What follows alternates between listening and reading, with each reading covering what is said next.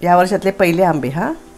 आमच्याकडे बाजूला इथे मालपेकरांचं दुकान आहे ना, त्यांच्याकडनं आंबे आणले. फक्त 6 आंबे आणले, अर्धा डझन.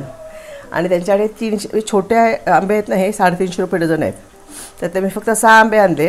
हा तुम्हाला दाखवण्यासाठी ठेवला. आणि 5 आंब्याचं मी आता आमरस करणार आहे. हे बघा, हे देवगडचा हापूस आंबा आहे.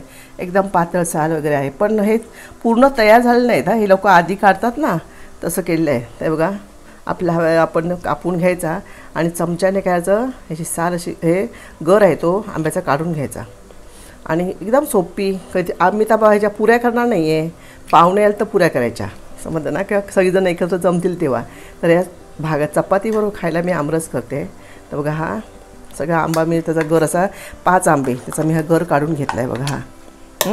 आता काय करणार आहे, याच्यामध्ये आपलं थोडंसं साखर घालावी लागणार, कारण थोडा हा कमी गोड असतो. आपण मिक्सर लावायचं.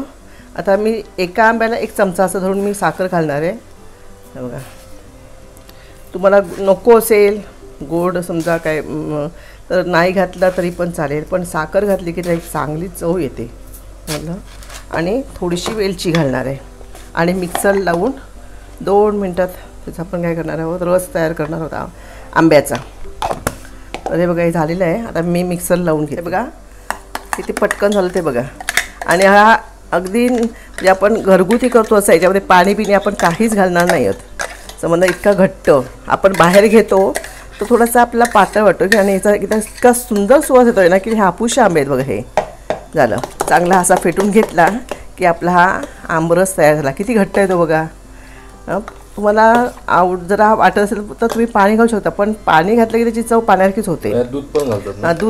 दूध पण घालून ज्यांना आवडतं दूध घातलं तरी सुद्धा छान लागतं दुधाबरोबर. पण दूध घालून आपण जास्त वेळ ठेवू शकत नाही, तो कलर थोडासा हा लगेच घालायचं, मिक्स करायचं आणि तो चपातीवर आपण खायला घ्यायचा. तर हे बघा, आता असं आमरस तयार झालं आहे. आणि त्याच्या आदल्या वर्षी मी आंबापोळी त्याचासुद्धा एक व्हिडिओ टाकलेला आहे बघा. त्याचे मी आंबे असेच घेतले होते की आंबे काय खाली पडतात आणि खराब होतात ना, मग असे आंबे घेऊन मी त्याच्यापासून मी आंबापोळ्या बनवल्या होत्या. ह्या वेळेला मिळालेच आंबे तर नक्कीच तुम्हाला परत आंबापोळी दाखवेन. ती बघा सुंदर अशा प्रकारे ह्या वर्षीचा पहिला आमरस तयार झालेला आहे. तर मित्रांनो, आता हा आमरस आम्ही फ्रीजमध्ये थोडा वेळ थंड होण्यासाठी ठेवणार आहोत. आणि थंड झाल्यावर मग तो चपातीबरोबर खायला खूप मजा येते.